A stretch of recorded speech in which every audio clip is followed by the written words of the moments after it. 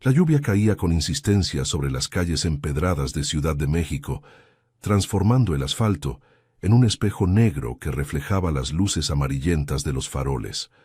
Era una de esas noches de octubre en las que el aire se volvía pesado, cargado de humedad y el eco distante de los claxones del tráfico que nunca cesaba del todo.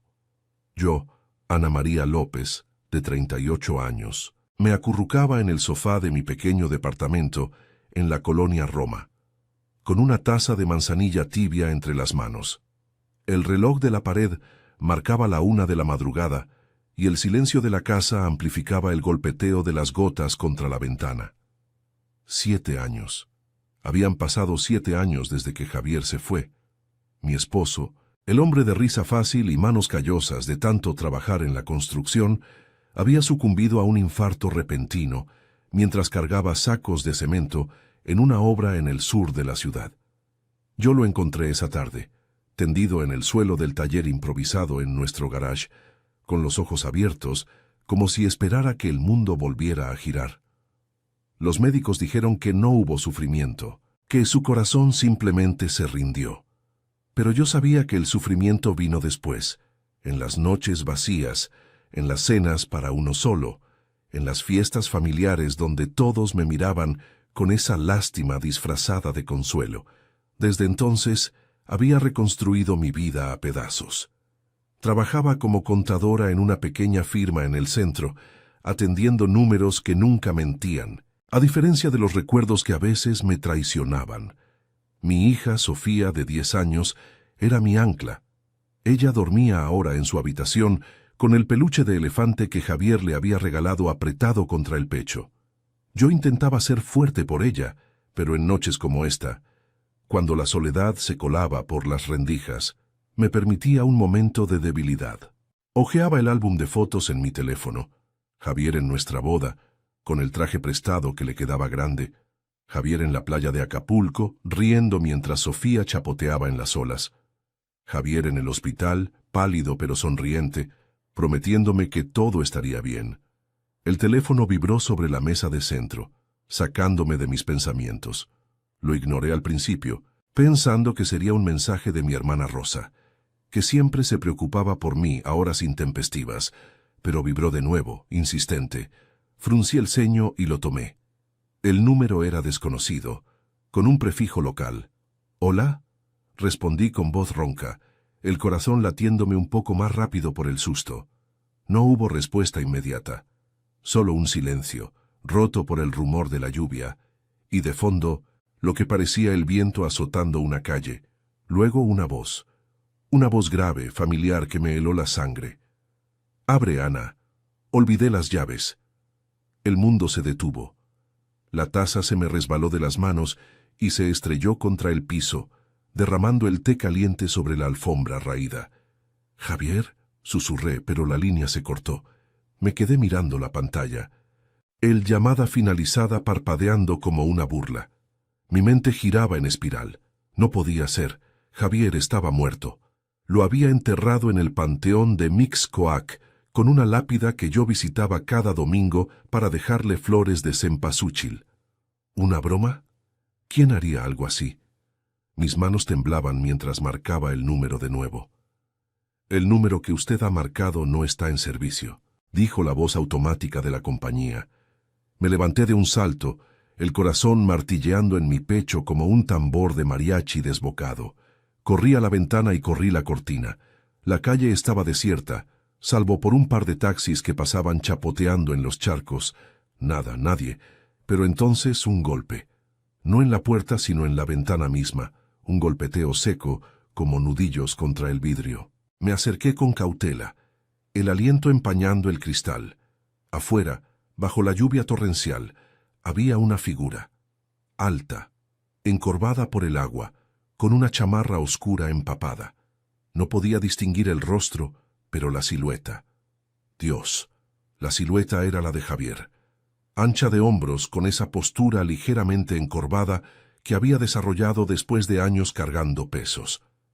«Ana, ábreme». «Soy yo», dijo la voz ahora clara, amortiguada por el vidrio pero inconfundible. Era él, o alguien que sonaba exactamente como él.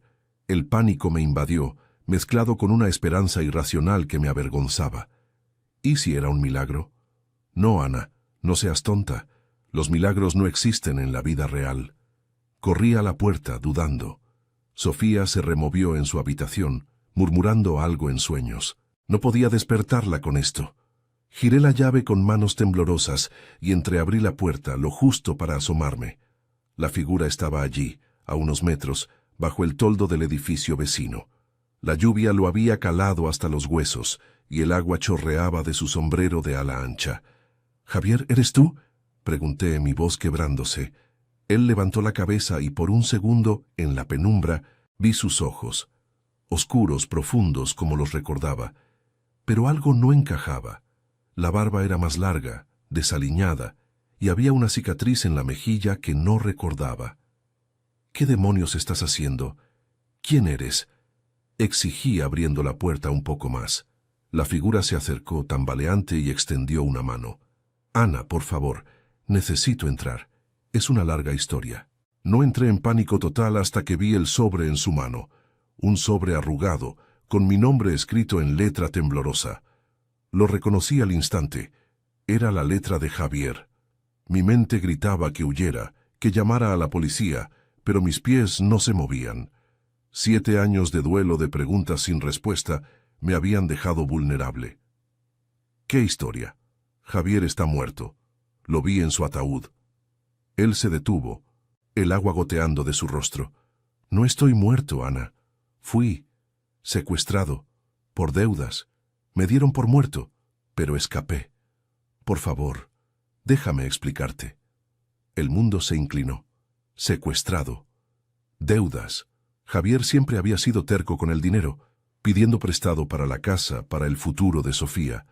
Pero escapar después de 7 años... Mi instinto me decía que era una mentira, un timo de esos que oía en las noticias, impostores que se aprovechaban de la pena ajena. Sin embargo, la voz, el sobre... Corrí adentro, cerrando la puerta con llave, y me apoyé contra ella, jadeando. El teléfono sonó de nuevo, el mismo número desconocido. «Ana, no me dejes afuera, Sofía. ¿Está bien? Dime que está bien». Lloré entonces, lágrimas calientes mezclándose con el sudor frío del miedo. ¿Qué estaba pasando? Llamé a Rosa, mi hermana, que vivía a unas cuadras. «Ven, por favor. Hay alguien aquí que dice ser Javier». Mientras esperaba, me senté en el piso, abrazando mis rodillas.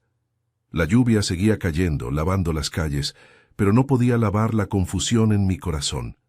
Si era una ilusión, una alucinación por el estrés, había estado trabajando demasiado, necesitaba ayuda. Si era real, Dios mío, ¿qué significaba eso para nosotras? Rosa llegó en 15 minutos, con su marido al volante del viejo Tsuru. Golpearon la puerta y les abrí, explicando todo entre sollozos. «Está loco», dijo ella abrazándome. «Llamemos a la policía». Pero cuando miramos por la ventana, la figura había desaparecido.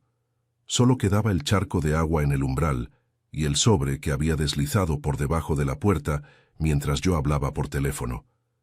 Lo abrí con dedos entumecidos.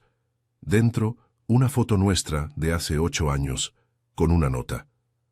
«Te extraño. Volveré por ti y por Sofía. No confíes en nadie».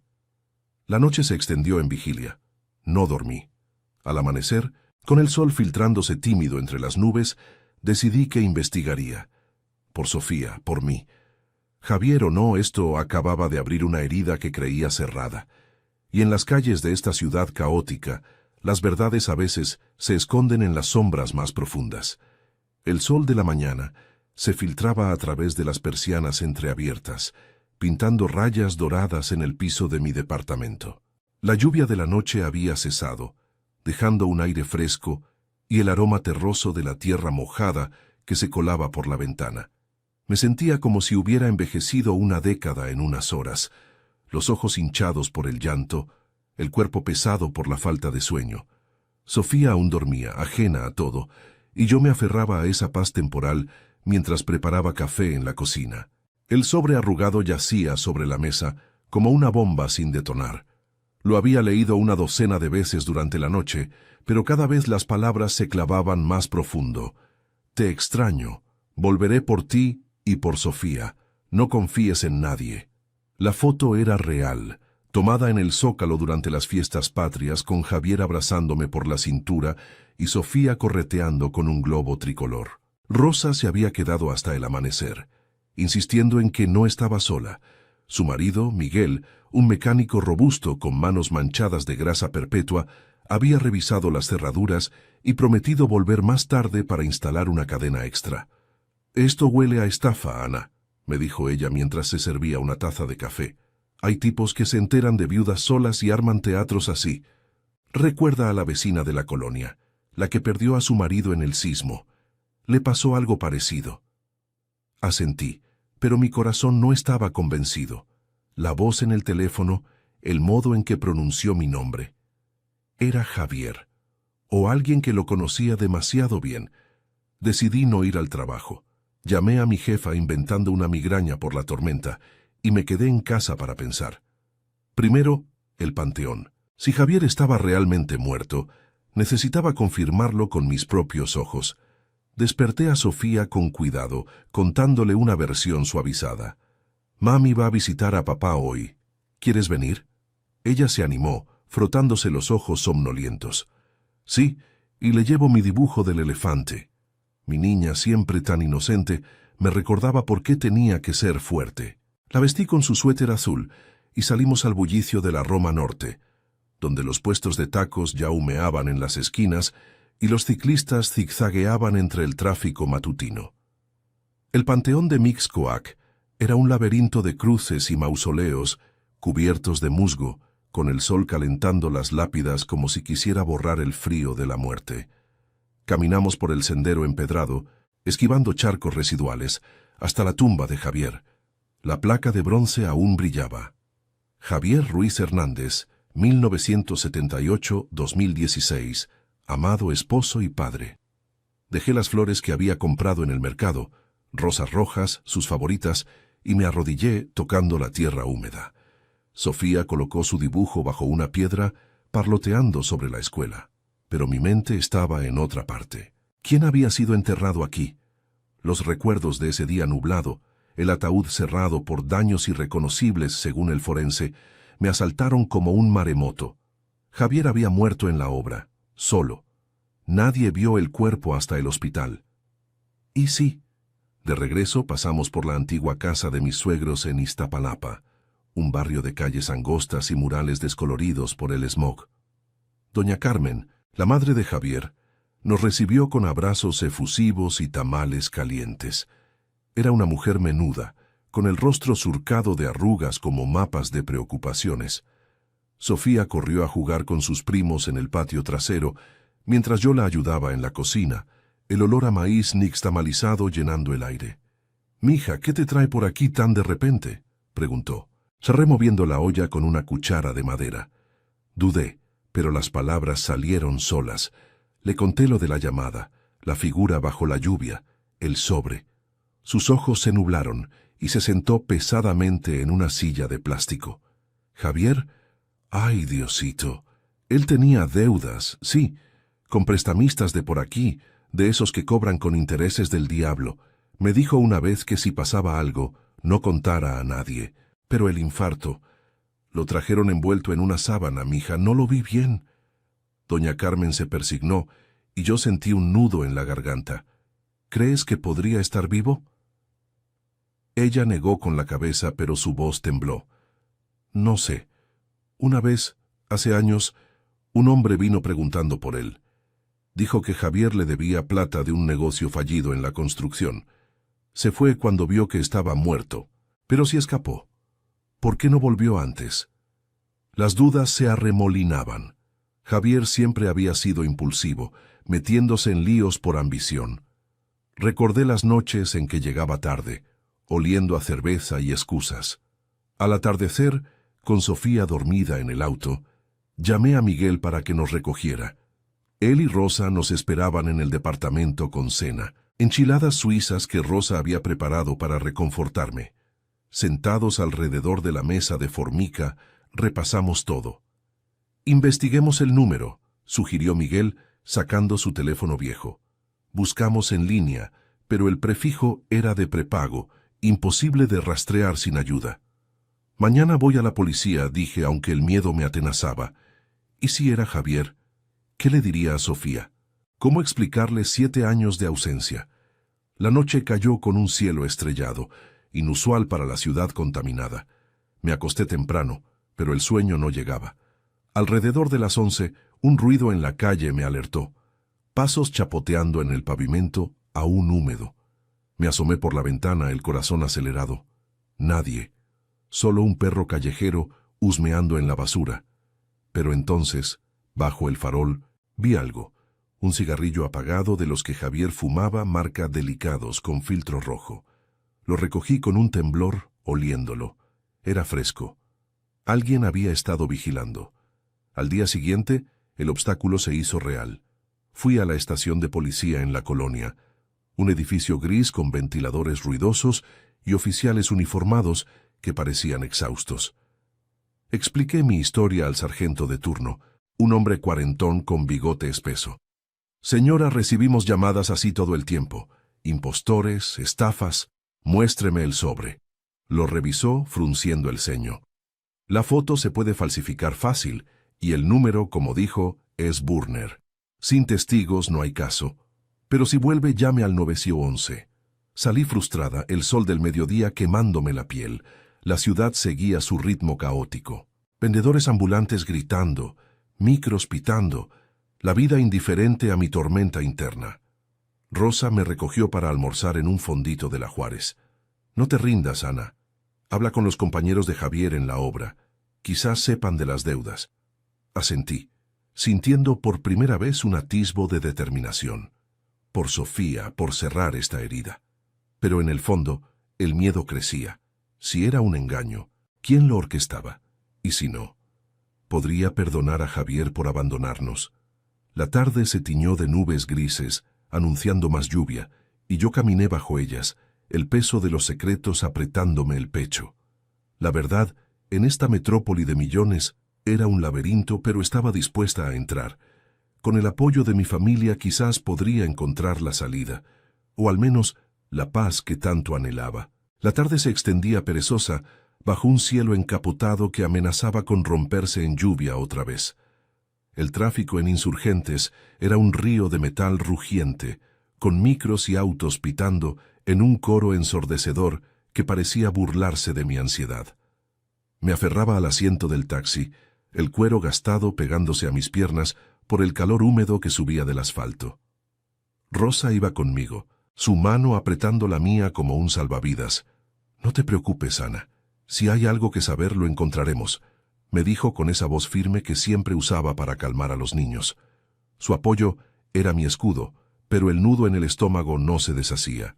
Habíamos decidido ir a la antigua obra donde Javier trabajaba, en el sur de la ciudad, cerca de Xochimilco. Si las deudas eran reales, sus compañeros podrían saber algo. El sitio era un caos organizado. Andamios oxidados trepando por un edificio a medio terminar, montones de arena y grava esparcidos como cicatrices en la tierra roja. El sol se filtraba entre las nubes, calentando el aire cargado de polvo y olor a cemento fresco. Bajamos del taxi y preguntamos por el capataz, un tal don Raúl, que Rosa recordaba de las fiestas de la construcción. Un peón joven, con casco ladeado y camiseta sudada, nos señaló una caseta improvisada al fondo. «Allá está el mero mero, pero no se queden mucho, que andamos con prisa». Don Raúl era un hombre fornido, de unos 50 años, con la piel curtida como cuero viejo y un cigarro eterno entre los labios.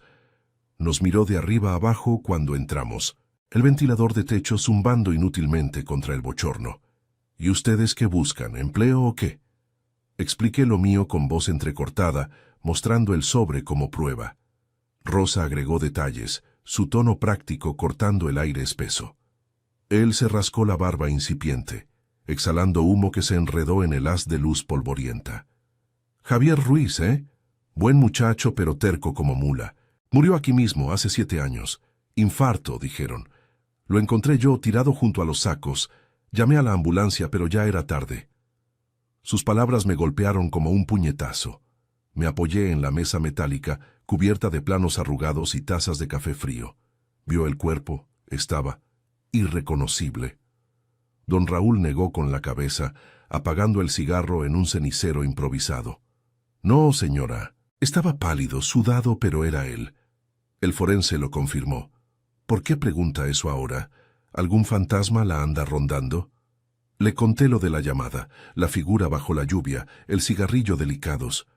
Sus ojos se entrecerraron, y por un momento el zumbido del ventilador fue lo único que se oyó.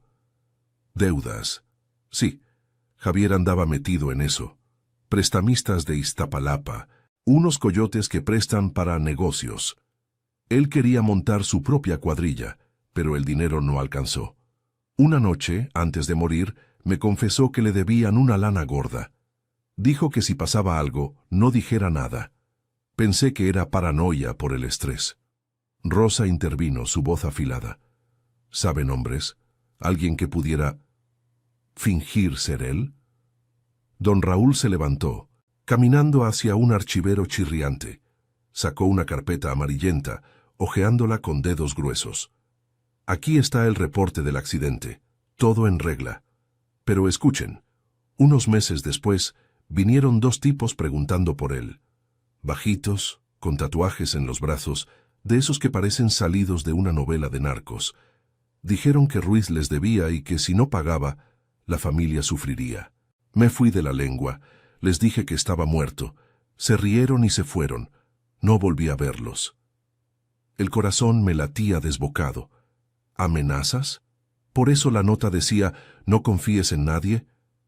Imaginé a Javier huyendo, cambiando de identidad para protegernos. Pero 7 años. ¿Cómo sobrevivir sin nosotros? Salimos de la obra con más preguntas que respuestas. El sol se ponía ahora, tiñendo el cielo de naranja sucio, y el tráfico se atascaba aún más. Rosa me abrazó en la banqueta, el polvo pegándose a nuestra ropa. Esto es serio, Ana. Esos tipos suenan peligrosos. Hablemos con Miguel. Él conoce gente en el barrio que podría indagar. Asentí, pero el miedo se enredaba con una rabia creciente. Si Javier estaba vivo, ¿por qué nos dejó sufrir? ¿Por orgullo? ¿Por vergüenza? Sofía merecía un padre, no un recuerdo. Y yo merecía la verdad, no esta niebla de dudas que me ahogaba. Llegamos al departamento al anochecer, con el aroma de elotes asados flotando desde los puestos callejeros. Sofía nos recibió con un dibujo nuevo, una familia bajo un arco iris, con 3 figuras sonrientes. «Para que no estés triste, mami», dijo, abrazándome. Su inocencia me rompió un poco más, pero también me fortaleció. Cenamos juntas, Rosa contando chistes tontos para distraerla, mientras Miguel llegaba con noticias. Había hablado con un amigo en la policía, un agente que investigaba deudas informales. «Mañana vamos a Iztapalapa», anunció sirviéndose pozole de la olla. «Conozco a un prestamista viejo que podría saber. Pero cuidado, Ana. Esto no es un juego». La noche trajo insomnio otra vez. Me senté en el balcón diminuto, mirando las luces parpadeantes de la ciudad que nunca duerme. El viento fresco traía ecos de música ranchera desde un bar cercano, y por un instante recordé a Javier cantando Cielito lindo en nuestras fiestas. Lágrimas calientes rodaron por mis mejillas. El obstáculo era claro. El pasado de Javier nos perseguía. Un lazo de deudas que amenazaba con ahogarnos. Pero con Rosa y Miguel a mi lado, sentía un hilo de esperanza. Ellos me recordaban que no estaba sola, que el crecimiento venía de enfrentar lo roto, no de esconderse. Alrededor de la medianoche el teléfono vibró, número desconocido. Respondí con el aliento contenido. «Ana, soy yo. No confíes en Raúl. Él sabe más de lo que dice». La voz era ronca, entrecortada como si hablara desde un sótano húmedo. «Javier, ¿dónde estás? ¿Por qué no vienes?» Silencio, solo interferencia estática. «Pronto, cuida a Sofía. Hay gente que nos quiere mal». La línea se cortó. Me quedé paralizada, el teléfono temblando en mi mano. Raúl mentía. El pánico subió como bilis, pero lo contuve. Mañana iríamos a Iztapalapa, y esta vez no retrocedería. La ciudad, con sus sombras y secretos, me había enseñado que la verdad se ganaba con coraje, no con lágrimas. Y por primera vez en 7 años, sentía que podía reclamar mi vida. El sol del mediodía caía implacable sobre Iztapalapa, un barrio donde el concreto se fundía con el polvo y el aire olía a fritanga y escape de autos. Las calles angostas bullían de vida. Mujeres con canastas de mercado en la cadera, niños pateando un balón raído contra las paredes grafiteadas y vendedores ambulantes gritando ofertas de refrescos helados. Miguel conducía el Tsuru viejo con cautela, esquivando baches que parecían cráteres lunares, mientras Rosa y yo íbamos atrás, Sofía entre nosotras, distraída con un cómic que le había prestado su tía. Mantengamos a la niña al margen, había insistido Rosa esa mañana, y yo asentí, aunque el peso de la llamada nocturna me aplastaba el pecho como una losa. El prestamista que Miguel conocía se llamaba Don Eliseo, un tipo legendario en los barrios bajos por sus préstamos a cambio de favores oscuros. Vivía en una casa modesta de bloc, con rejas oxidadas y un patio donde gallinas picoteaban entre plásticos tirados. Miguel tocó la puerta 3 veces, como había acordado por teléfono, y un hombre flaco, de ojos hundidos y sombrero de palma, nos abrió. «Pasen, pero rápido, no quiero broncas», gruñó escaneándonos como si fuéramos deudas vivientes. El interior era fresco, con ventiladores zumbando, y un altar a la Virgen de Guadalupe en la sala. Velas parpadeando ante fotos de familia. Nos sentamos en sillas de plástico alrededor de una mesa coja, y Miguel fue al grano. «Don Eliseo, es por Javier Ruiz. Deudas de hace 7 años. Ana aquí es su viuda». El viejo nos miró sorbiendo un mate de caña que apestaba a alcohol. Yo saqué el sobre, la foto, y le conté todo. La llamada, la figura bajo la lluvia, las advertencias. Sus ojos se entrecerraron, y por un momento, el silencio solo fue roto por el cloqueo de las gallinas afuera. «Javier, sí, lo recuerdo. Buen trabajador, pero ambicioso. Pidió prestado para un camión de materiales. Pensó que iba a forrarse con contratos en el sur. Cuando no pagó, mandamos a cobrar. Pero el infarto. Lo dimos por muerto. La familia no debe nada, dijimos para cerrar el asunto». «¿Mandaron a alguien?», preguntó Rosa, su voz tensa como alambre. Don Eliseo se rascó la nuca, mirando al suelo. «Un par de muchachos para asustar, nada grave. Pero hace poco uno volvió. Dijo que oyó rumores de que Javier andaba vivo, escondido en el DF cambiando nombre. Pidió permiso para recuperar lo suyo. Le di luz verde, pero no me meto más». Mi corazón se aceleró. «¿Quién? ¿Lo vio?». El viejo negó, pero sacó un teléfono viejo marcando un número. «Pregúntale a Chuy, mi sobrino. Él maneja eso ahora». Chuy llegó en 10 minutos, un tipo fornido de 30 y tantos, con camiseta de los Pumas y una cadena de oro gruesa. Entró oliendo a cerveza y sudor, y se sentó pesadamente. «Tía Ana, ¿eh? Javier era mi carnal en las obras. Murió, punto. Pero este güey que anda suelto, lo vi una vez en un antro de la Narvarte. Se hace llamar El Fantasma. Dice que es Javier para sacarle plata a la viuda. Lo contraté yo, para que te presionara y pagaras las deudas pendientes. Pensé que eras tú la que sabías algo, que Javier te dejó un fondo escondido». Las palabras me golpearon como un balde de agua fría. ¿Un impostor? ¿Contratado? Lágrimas ardientes subieron a mis ojos, pero las contuve, aferrándome a la mano de Rosa. ¿Por qué yo?